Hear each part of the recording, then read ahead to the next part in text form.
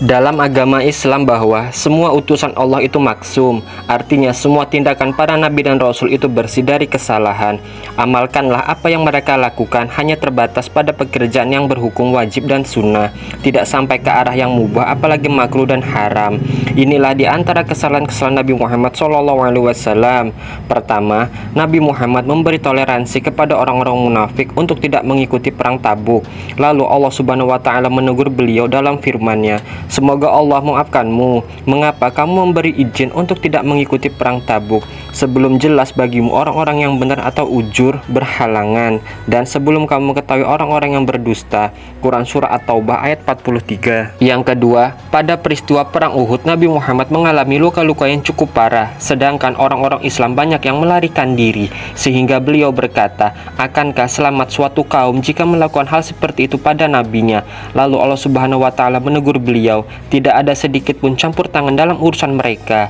Quran Surah Ali Imran ayat 128. Yang ketiga, Nabi Muhammad mendapat teguran dari Allah atas kebijakan beliau mengambil tebusan dari para tawanan perang Badar.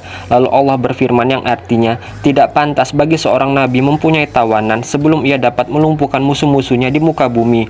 Kau kehendaki harta duniawi, sedangkan Allah menghendaki pahala akhirat untukmu, dan Allah Maha Perkasa lagi Maha Penyayang." Quran Surah Al-Anfal ayat 67. Yang keempat, ketika Abdullah bin Ubay bin Salul, gembong orang-orang munafik, meninggal, Rasulullah mensolati dan mendoakannya.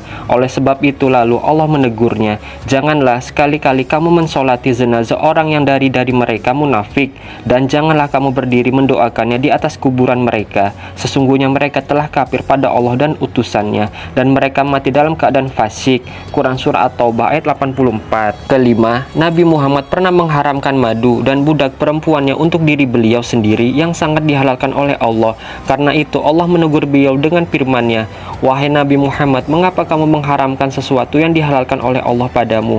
Kamu ingin menyenangkan istri-istrimu. Sesungguhnya Allah Maha Pengampun lagi Maha Penyayang." Quran Surat At-Tamrin ayat 4. Yang keenam, suatu hari ada seorang sahabat yang buta matanya. Dia adalah Ibnu Ummi Maktum. Dia datang kepada Rasulullah SAW lalu berkata, "Wahai Rasulullah, berilah saya nasihat." Bertepatan pada saat itu Rasulullah tengah berbincang dengan seorang pembesar kaum musyrikin, dan Rasulullah mengabaikan permintaan sahabatnya itu. Tak lama berselang turunlah ayat dari Allah Subhanahu wa taala yang artinya, "Dia Muhammad berwajah masam dan berpaling karena seorang buta telah datang kepadanya, yaitu Abdullah bin Ummi Maktum."